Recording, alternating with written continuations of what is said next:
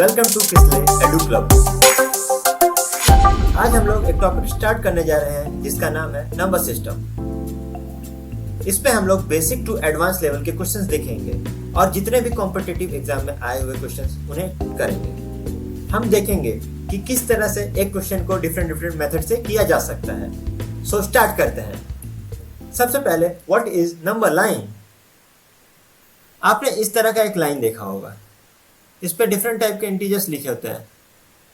Zero and in the right side of zero there are positive numbers 1 2 3 4 and so on, and in left side of zero there are negative numbers -1 -2 -3 -4 and so on.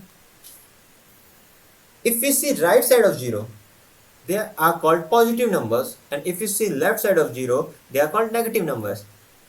जैसे आपको screen पे दिख रहा है number line कुछ इस तरह का दिखता है। The right side of zero are positive numbers and the left side of zero are negative numbers. Why we use numbers? Number का एप्लीकेशन क्या है? Number are the most important tool in our daily life for counting, measuring, labeling, sequencing and coding. Number का आप इस्तेमाल count करने में, जैसे आपके पास चॉकलेट्स हैं तो आपको काउंट करने में नंबर का यूज होगा। कोई लेंथ, कोई वेट, इन सबको मेजर करने के लिए आपको नंबर का इस्तेमाल करना पड़ेगा। कहीं लेबल करना हो, जैसे आपने क्वेश्चन 1 क्वेश्चन 2 ये लेबल करते हैं हम लोग कि this is question number 1, this is question number 2, हमें यहाँ नंबर का इस्तेमाल करना पड़ रहा है। सीक्वेंसिंग, किसी को आगे करना है किसी को पीछे करना है, इसमें हमें नंबर से सीक्वेंसिंग करते हैं। नंबर का इस्तेमाल हम सीक्वेंसिंग में भी करते हैं और कोडिंग में भी नंबर का इस्तेमाल होता है। What is face value? If I take example 27543, face value वो चीज होती है जिसमें हमें पोजीशन से कोई मतलब नहीं रहता। जैसे हमने यहां 7 ले लिया, the face value of 7 is 7 irrespective of its position. Position से हमें कोई मतलब नहीं है। In a number, the face value of a digit is the value of the digit itself irrespective of its place. The face value of 1 in 10 is 1. एक और example देखते हैं, 42194। यहां 1 की फेस वैल्यू 1 ही रहेगी। ये इस पे डिपेंड नहीं करता कि ये कौन से पोजीशन पे है। Now place value, place value और फेस वैल्यू में सिर्फ यही डिफरेंस रहता है कि प्लेस वैल्यू पोजीशन पे डिपेंड करता है। Let's take example 24678। The place value of 6 is not 6, the face value of 6 is 6 but the place value of 6 is 600। यहां पे आपको पोजीशन से मतलब है। The position of 6 in this number is 100. Ones, tens, 100. If I talk about the place value of 4, the place value of 4 is 4000. The position of 4 here is 1000. The place value of 4 is 4000. Clear? Now. In a number, the place value of a digit indicates the position of that digit in the number. The place value of 1 in 10 is tens. अब हम different type of numbers को देखते हैं। सबसे पहले natural number. The number that can be counted are called natural number, जिसे हम गिन सकते हैं। हम कभी भी गिनती स्टार्ट करते हैं तो कहाँ से करते हैं? 1 से करते हैं। तो 1 के आगे वाले सारे natural number हुए। 1 2 3 4 5 6 and so on. Next, what are whole numbers? All counting numbers together with zero. जहां से हम काउंट करते हैं including zero, they are whole numbers.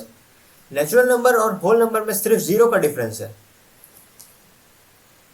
1 2 3 4 5 6 these are all natural number. If we add zero in it, it will become whole number. What are even numbers? The number which are divisible by two are even number. जो number 2 से divisible हो जाए या फिर जो number 2 के table में आए उसे हम इवन नंबर कहते हैं। 2 का टेबल आप सबको पता होगा, जैसे 2, 4, 6, 8, 10, 12 एंड सो ऑन। जो भी 2 से डिविजिबल हो उसे इवन नंबर कहेंगे, और जो 2 से डिविजिबल ना हो उसे हम ऑड नंबर कहते हैं। For example 1, 3, 5, 7, 11 and so on. These all are the numbers which are not divisible by 2. What are prime numbers? अब प्राइम नंबर्स होते क्या हैं, इसको ध्यान से समझिएगा। वो नंबर जो सिर्फ 2 नंबर से डिविजिबल हो और किसी से भी ना।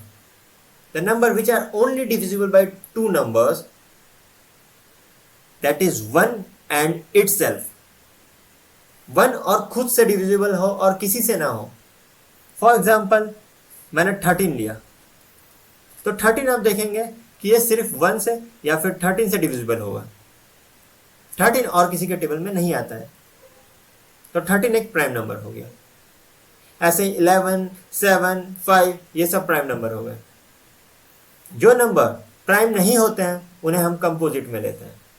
The number which are not prime are composite. जो 1 और खुद से डिविजिबल हो जाए वो प्राइम है, और जो इसके अलावा किसी और नंबर से भी डिविजिबल हो वो कंपोजिट में आ जाएगा। अब हम बात कर लेते हैं 1 के बारे में। 1 को हम कंसीडर करते हैं नाइदर प्राइम नॉर कंपोजिट। 1 ना ही प्राइम होता है ना ही कंपोजिट होता है, नाइदर प्राइम नॉर कंपोजिट। ये चीज आपको बिल्कुल क्लियर होनी चाहिए कि 1 ना ही प्राइम होता है ना ही कंपोजिट होता है। हम लोग प्राइम नंबर को भी स्टार्ट करते हैं 2 से और कंपोजिट नंबर को भी स्टार्ट करते हैं 2 से। सबसे स्मॉलेस्ट कंपोजिट नंबर हमारे सामने आ जाता है 4, क्योंकि 2 और 3 तो प्राइम नंबर है और 1 neither prime nor composite. The smallest prime number is 2 and the smallest composite number is 4। तो आप समझ ही गए होंगे कि प्राइम नंबर और कंपोजिट नंबर क्या होता है।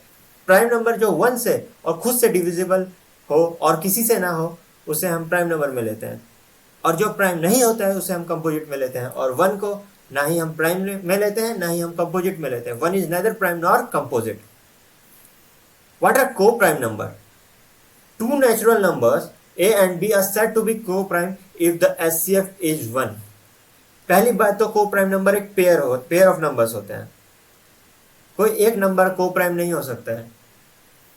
वो दो पेयर ऑफ नंबर्स जिनका SCF 1 हो, जिनमें सिर्फ और सिर्फ कॉमन 1 हो और कुछ ना, उसे हम को प्राइम नंबर कहेंगे। The highest common factor of those number is 1। They are coprime numbers.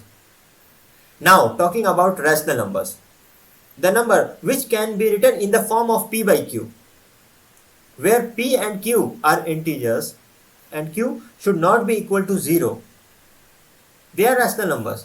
जिसे भी हम p by q के फॉर्म में लिख दें वो रैशनल नंबर में कहलाएगा। सारे इंटीजर्स रैशनल नंबर होते हैं, क्योंकि जैसे हम कोई नंबर लेते हैं 2, तो इसे 2 by 1 के फॉर्म में लिख सकते हैं हम लोग। 27 by 1 के फॉर्म में लिख सकते हैं इसको।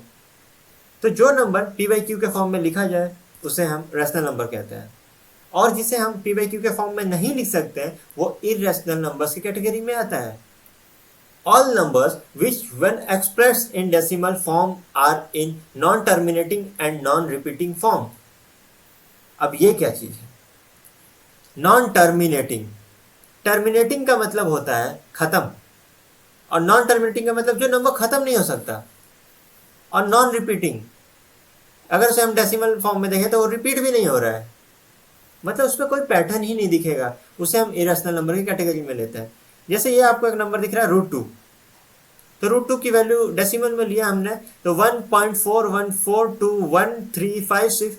यहाँ कोई ना पैटर्न दिख रहा है हमें, कोई चीज़ रिपीट भी नहीं हो रहा है और ना ये ख़त्म हो रहा है। वैसे ही √3 की वैल्यू देखें तो ना इसमें कोई पैटर्न दिख रहा है और ना ये ख़त्म हो रहा है। ये इरेशनल नंबर्स की कैटेगरी में आएगा। इसे हम p by q के फॉर्म में नहीं लिख सकते हैं, और जिसे p by q के फॉर्म में हम लिख सकते हैं उसे हम रैशनल नंबर्स कहते हैं। पाई इज रैशनल और इरेशनल। क्या पाई रैशनल है या इरेशनल? समझते हैं। आपने सुना होगा कि पाई की वैल्यू 22/7 होती है, ये भी सुना होगा कि पाई की वैल्यू 3.14 होती है, but these are not the exact value. ये एग्जैक्ट वैल्यू नहीं है पाई की वैल्यू ये अप्रोक्सीमेटली ली गई है। पाई की अगर एग्जैक्ट वैल्यू देखें तो वो non terminating and non repeating होता है, इसके कारण पाई को हम लोग इरेशनल नंबर में लेते हैं। The exact value of pi is not 22/7 as 22/7 is a rational number.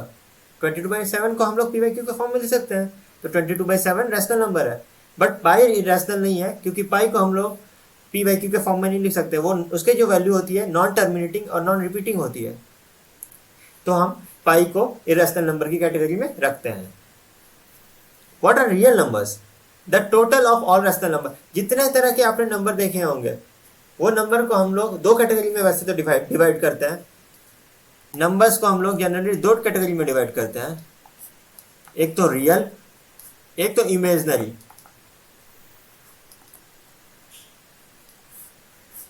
Imaginary number जैसे जिसके अंदर रूट के अंदर नेगेटिव वैल्यू आ गई, जैसे -2, इसको हम लोग 2 आयोटा के फॉर्म में लिखते हैं, ये आपको समझना नहीं है। इमेजिनरी नंबर इसको हम लोग नहीं पढ़ते हैं, कॉम्पिटिटिव एग्जाम्स में तो नहीं पढ़ते हैं। ये सब आईआईटी के कॉन्सेप्ट्स में आते हैं या फिर 12th के कॉन्सेप्ट्स में आते हैं, बोर्ड के कॉन्सेप्ट में आते हैं, बट ये आपको कंपटीशन में नहीं पूछता है कि इमेजिनरी नंबर्स पे क्वेश्चन बिल्कुल नहीं आएगा आपसे। आपको क्वेश्चन जो भी आएगा वो रियल नंबर पे आएगा। तो जितने तरह के आपने नंबर देखे हैं वो सारे रियल नंबर है, जिसमें ये आयोटा जैसा फॉर्मूला दिख रहा हो, ये इमेजिनरी नंबर्स में आते हैं। तो जो भी नंबर आपने अभी तक जितने भी पढ़े होंगे, the total of all rational numbers पढ़े आपने, ऑल इरेशनल नंबर पढ़े, ये सारे रियल नंबर्स में आते हैं। जो भी नेचुरल नंबर्स पढ़े आपने, होल नंबर पढ़े, इंटीजर्स पढ़ा, रैशनल, इरेशनल, इस तरह के सारे नंबर आपके रियल नंबर में आते हैं। जितने तरह के नंबर है ये सारे रियल नंबर में आते हैं। तो real number are total of all rational और इरेशनल नंबर। रैशनल और इरेशनल कह दिया, इसका मतलब इसमें सारे नंबर आ गए। अब रैशनल जैसे natural number, whole number, integers, ये सारे रैशनल नंबर होते हैं। और जो अंडर रूट्स के अंदर की वैल्यू मैंने बताई आपको, उसमें से कुछ इरेशनल नंबर होते हैं।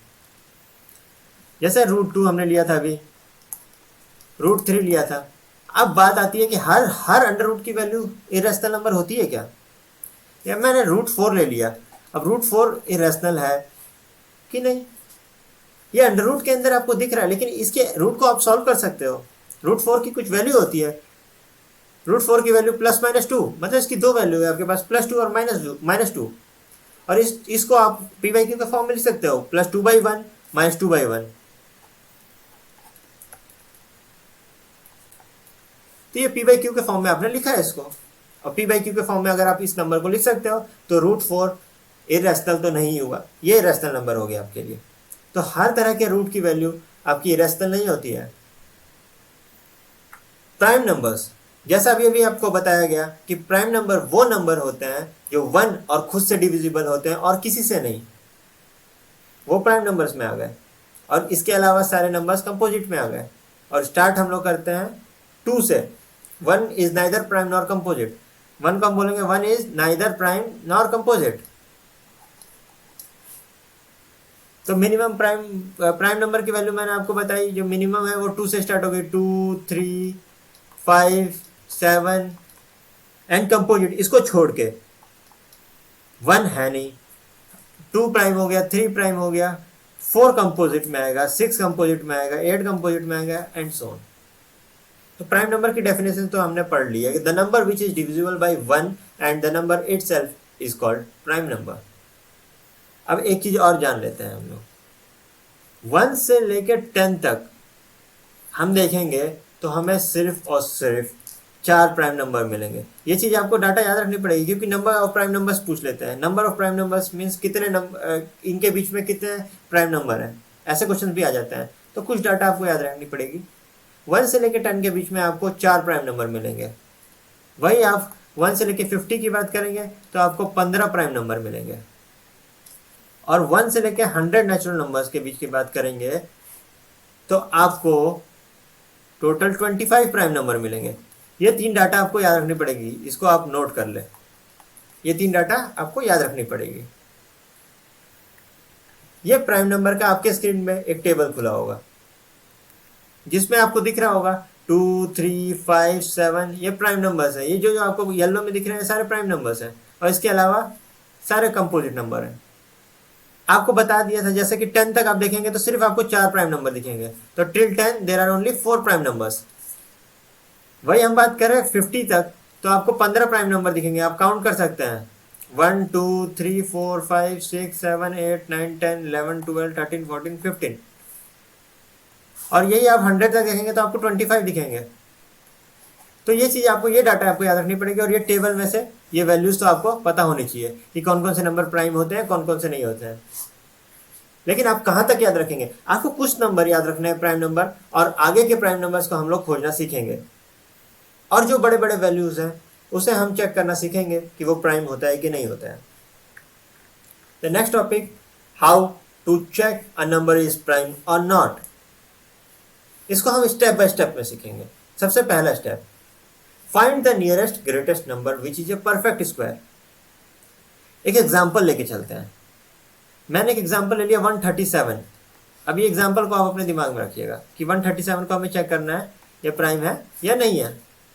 तो find the nearest greater number. अब नियरेस्ट ग्रेटर नंबर, अब इससे बड़ा एक परफेक्ट स्क्वायर आपको ढूंढना पड़ेगा। इससे बड़ा एक परफेक्ट स्क्वायर मुझे 144 दिख रहा है, तो मैंने एक 144 को ले लिया। अब अगले स्टेप पे बढ़ते हैं। Step 2, find the square root of that number. अब स्क्वायर रूट ऑफ जो इससे बड़ा नंबर था उसका, तो 144 का स्क्वायर रूट लिया हमने। 144 का स्क्वायर रूट हमें पता है 12 होता है, तो हमारे पास 12 वैल्यू आ गई।